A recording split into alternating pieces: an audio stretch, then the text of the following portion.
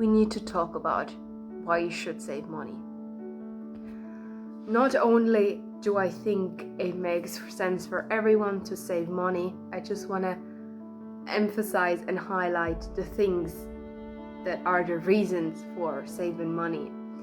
And yeah, it's easy to say, just to save money, but in the end, are you knowing why you're saving money? Is it just saving money just because? Have you a guidelines of how you can save money? And for me, I had in the beginning those struggles, especially as a girl, I think, I don't know, I'm still in charge of my money. We are living now in a modern time that we earn our own money. But I was always the person who was kind of detaching myself from anything that is involved with money, I don't know, I just didn't felt comfortable. I thought I wouldn't understand it, and it wasn't well spoken in my family either. I do know it was important to save money, but did not really have a guideline for what I'm saving for. And that's what I want to highlight today. The first point that I would like to introduce is financial security. If you're building the security financially, you are no longer stressed of losing your job, having less hours, your hourly work week has been reduced due to lack of work, or they just can't pay you anymore the full hours for a certain period or ever. And that can lead to a lot of problems as well. If you have certain unexpected health problems, you have an injury, you're not attending at work, that can be very hard to deal with if you're not having the financial foundation that can, it's like a pillow. You're making a pillow money instead of falling directly to the ground, which is so fucking hard, and I do not recommend it. But if you have that little cushion or pillow, you will feel a bit softer, and that's what I want to say. You have the less of the downfall. You know there is a path of how I can go through it. Point number 2, avoid getting debts.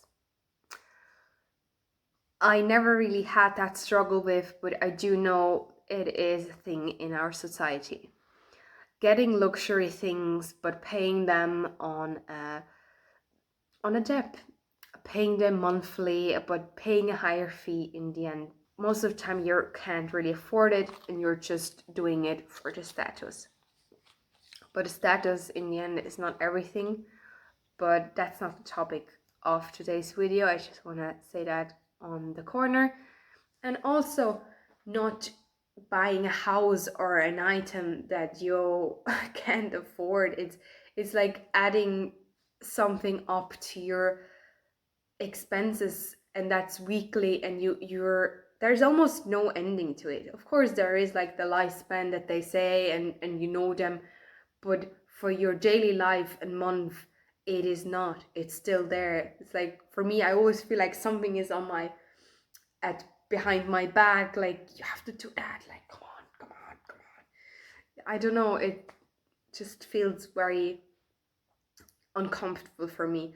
And also something that might be something, traveling and vacation is a luxury. So if you want to go out with your friends once a year or twice for summer, for any vacations, just because, but in the end you can't really afford it, just try to take that step back and do something in your area that you could afford. I know it's quite hard to see people going, but it's better to be financially secure than getting in debt. And most likely it's a spiral downward. If you're having debts of one item and you can't afford the second item which you want, you're getting debts as well, and you're kind of constantly balancing them, but in the end they're both sucking you down. You have no secure future about it. You don't know if you're gonna have the same job, the same money, or if your lifestyle changes, you have to move or anything else. You never know. And if you have those debts, you're relying on something. And I just would highly encourage you to stop your debts or pay them as fast off as you can. And by not only explaining it with this simple thing now, is like, let's say your weekly wage is €100, but you have a debt of €50 per week. So in the end, what you're actually getting paid, or what is to your use, is the €50. And living out of 50 compared to 100 is not the same, not at all. So you're not really having access to your full wage. So instead of avoiding them and paying them off, you're having a beneficial, you have more money, so to speak. You get access to, when you finish that 50 debts, you get access to that 50 back, which will sum up to the 100 which you get per week. I just want to mention that as well. A lot of people forget that it's just, yeah, I have to pay. Of course, maybe you have it in a plan and the money goes away automatically, but you have no access to it. It is something that you maybe bought, but you use every day, but you're just paying it off. It's not yours yet. Point number 3, opportunity to growth. Money can give us the opportunity to grow financially, and by educating ourselves, going to college, having a nice job, getting your ladder up in your work life. It can be as well like a skill that you want to develop, that you want to get better. It could be as well a hobby that if you put more effort and an education or a course in it, you can earn some money. You can do your own courses, you can make workshops. You will build your knowledge, and no one can take your knowledge away.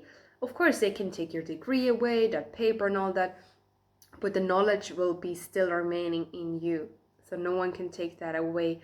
And I want to give you those informations which I had known in my early teenage years or becoming an adult, is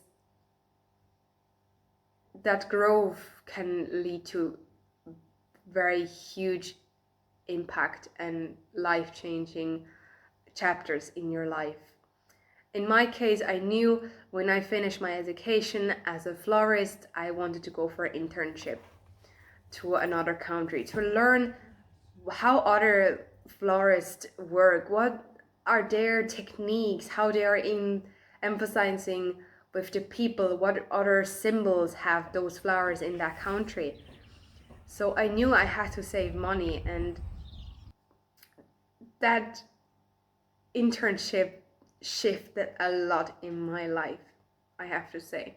Like, it's now more than a year ago, but if I wouldn't had that freedom of deciding to do something out of my comfort zone and educating myself, and not only just learn English again, I had both combined. It doesn't have to be just an internship like in my case now. I just want to give you that, how impactful it can be. And in the end, that internship made me think to move to Ireland, which in the end I did, and it's already a year. I almost can't believe it. It feels like 6 months or something, but time flies. If you're involving in an environment that you have to build your foundation, it can look so different from you. It could be going for 6 months in another work placement, getting other experience, making an online course. But hey, you're investing in yourself, and you can be the one that getting creative of. And as I said, no one can take it away from you. And most likely it builds your character too. You're growing by it. You're evolving. You're thriving. Fourth and last point, peace of mind. When you're starting to save money, you'll have another brain, another state of being. You have less stress. You're emotionally stable. And when you're emotionally stable, your performance in every life situations. Might that be your hobby, sport, work placement, relationship, you are on another level. You have a steady pace where you can follow. You're not going on a roller coaster with your emotions, because you have the security of a financial point. You don't have to worry when you're going to sleep, oh, can I pay my medical bill? But if I don't, I have pain, or you're in a fear of surviving. And that's for human, as we are now in that society, it can be very hard to deal with. And you're also less dependent on any job, government.